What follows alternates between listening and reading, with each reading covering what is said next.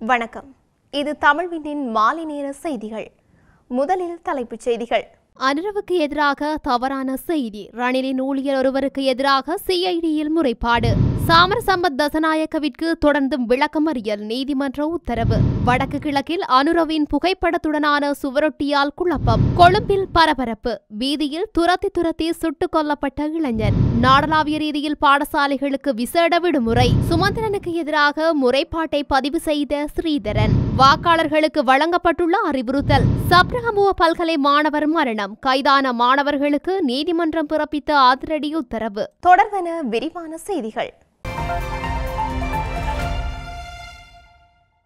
ஜனாதிபதி அனுரகுமார திசாநாயக்கவுக்கு எதிராக அவதூறான மற்றும் தவறான கருத்துக்கள் தொடர்பாக தேசிய லொத்தர் சபையின் முன்னாள் செயல்பாட்டு பணிப்பாளரும் முன்னாள் ஜனாதிபதி ரணில் விக்ரமசிங்கவின் மக்கள் தொடர்பு பணிப்பாளர் நாயகமுமான துசித ஹல்லொலுவ மற்றும் அந்த கருத்துக்களை சமூக ஊடகங்களின் வாயிலாக பரப்ப நடவடிக்கை எடுத்த சமூக ஊடக செயற்பாட்டாளர்கள் தொடர்பில் துரித விசாரணை நடத்தி சட்ட நடவடிக்கை எடுக்குமாறு இந்த முறைப்பாட்டில் கோரப்பட்டுள்ளது.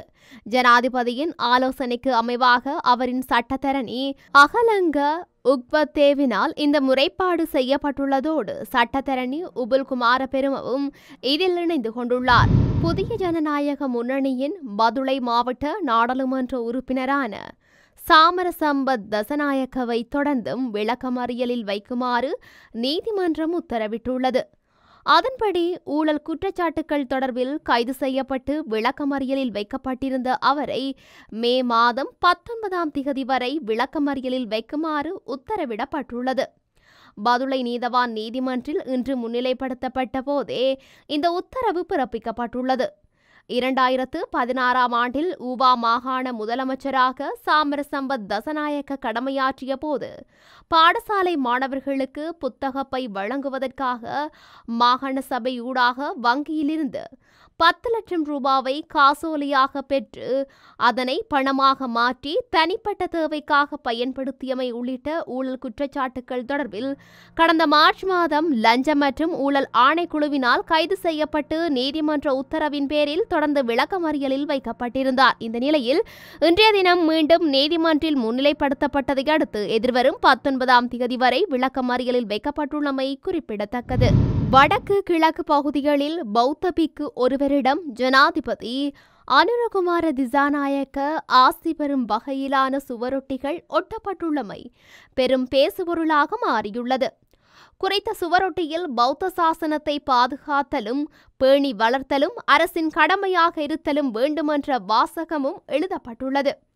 இதேவேளை என்பிபி ஆதரவை அணி என்ற உரிமத்துடன் இந்த சுவரொட்டிகள் ஒட்டப்பட்டுள்ளமையும் காணக்கூடியதாக உள்ளது. அத்துடன் தென்மராட்சி பகுதிகளின் கிராமங்கள் தோறும் குறித்த சந்தேகத்திற்கிடமான சுவரொட்டிகள் ஒட்டப்பட்டுள்ளதாக எமது செய்தியாளர்கள் தெரிவித்துள்ளனர். இந்த நிலையில் உள்ளூராட்சி மன்ற தேர்தல் நாளை இடம்பெறவுள்ள நிலையில் இனந்தெரியாத நபர்களால் இந்த சுவரொட்டிகள் ஒட்டப்பட்டுள்ளமையானது மக்கள் மத்தியில் பல்வேறு கேள்விகளை எழுப்பியுள்ளதாக தெரிவிக்கப்படுகின்றது.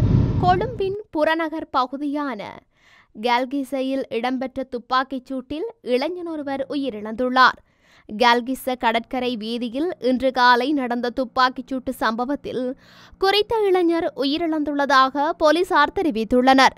உயிரிழந்தவர் 19 வயதுடையவர் என அடையாளம் காணப்பட்டுள்ளதாக போலீசார் குறிப்பிட்டுள்ளனர். மோட்டார் சைக்கிளில் வந்த 2 அடையாளம் தெரியாத நபர்கள் துப்பாக்கிச்சூடு நடத்தி தப்பிச் சென்றதாக போலீசார் தெரிவித்துள்ளனர்.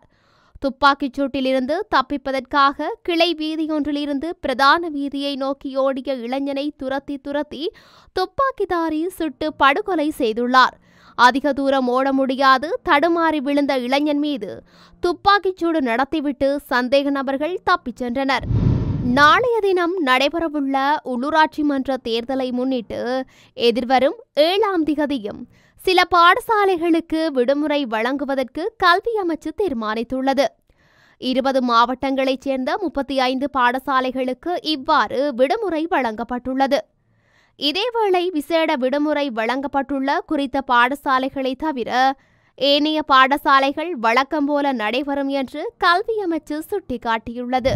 இலங்கை தமிழரசு கட்சியின் பொதுச் செயலாளரான ஜனாதிபதி சட்டத்தரணி எம்.ஏ. சுமந்திரனுக்கு எதிராக தேசிய மக்கள் சக்தியினரால் முறைப்பாடு பதிவு செய்யப்பட்டுள்ளது. யாழ் மாவட்ட தேர்தல் அலுவலகத்திலும் யாழ்ப்பாணம் போலீஸ் நிலையத்திலும் தேசிய மக்கள் சக்தியின் யாழ் மாவட்ட குழு உறுப்பினர் பூலோகராசா ஸ்ரீதரன் என்பவரால் குறித்த முறைப்பாடு நேற்று பதிவு செய்யப்பட்டுள்ளது. தேசிய மக்கள் சக்தியின் யாழ் மாநகர சபை முதன்மை வேட்பாளர் சுந்தரமூர்த்தி கபிலன் யாழ் மாநகர சபையின் உறுப்பினராக கூட வர முடியாது என அச்சுறுத்தும் வகையில் சமூக வலைதளம் மூலம் சுமந்திரன் கருத்து தெரிவித்ததாக குறித்த முறைப்பாட்டில் தெரிவிக்கப்பட்டுள்ளது. இதேவேளை யாழ் மாநகர மேயர் வேட்பாளர் கபிலன் வேட்புமனுவில் போலியான வதிவிட முகவரியை வழங்கியமை தொடர்பில் நாங்கள் செய்ய வேண்டிய முறைப்பாட்டை சொந்த கட்சியினரே செய்துள்ளனர். இது நல்ல விடயம். அடுத்த கட்ட நடவடிக்கைகளை நாங்கள் எடுப்போம் என தமிழரசு கட்சியின் பொதுச் செயலாளர் ஜனாதிபதி சட்டத்தரணி எம்.ஏ. சுமந்திரன் தெரிவித்துள்ளார். எதிர்வரும் உள்ளூராட்சி தேர்தல்களில் வாக்களிப்பின் போது வாக்காளர்கள் தவிர்க்க வேண்டிய விடயங்கள் குறித்து தேசிய தேர்தல் ஆணையகம் அறிக்கையொன்றை வெளியிட்டுள்ளது. அந்த அறிக்கையில் தேர்தல் தொடர்பான நடவடிக்கைகளின் புகைப்படம் மற்றும் வீடியோக்களை எடுப்பதை தவிர்க்குமாறு பொதுமக்களுக்கு அறிவுறுத்தல் வழங்கப்பட்டுள்ளது. அதன்படி வாக்குச்சாவடிகள் மற்றும் வாக்குச்சீட்டுகளின் புகைப்படங்கள் அல்லது வீடியோக்களை சமூக ஊடகங்களில் பகிர்வதை தவிர்க்கவும் பொதுமக்களுக்கு அறிவிக்கப்பட்டுள்ளது. சப்ரகமுவ பல்கலைக்கழகத்தில் மாணவர் ஒருவர் உயிரிழந்தமை தொடர்பாக கைது செய்யப்பட்ட மாணவர்கள் 4 விளக்கமறியலில் வைக்கப்பட்டுள்ளனர்.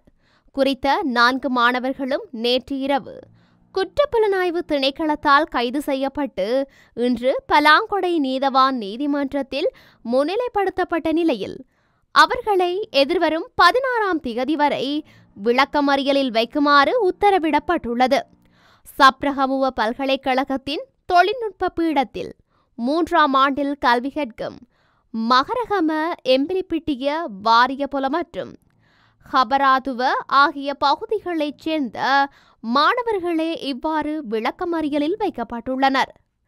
சப்ரகமுவ பல்கலைக்கழகத்தின் தொழில்நுட்ப பொறியியல் பீடத்தின் 2ஆம் ஆண்டு மாணவரான சரித் தில்ஷான் கடந்த ஏப்ரல் 29ஆம் திகதி தற்கொலை செய்து கொண்டார்.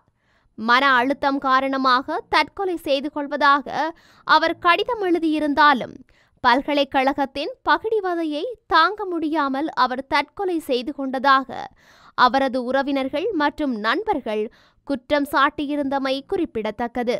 இத்துடன் தமிழ்விண்ணின் மாலை நேர செய்திகள் நிறைவு பெற்றன. உடனுக்குடன் செய்திகளை அறிந்து கொள்ள தமிழ்வின் என்ற எமது யூடியூப் பக்கத்தினூடாக இணைந்திருங்கள். வணக்கம்.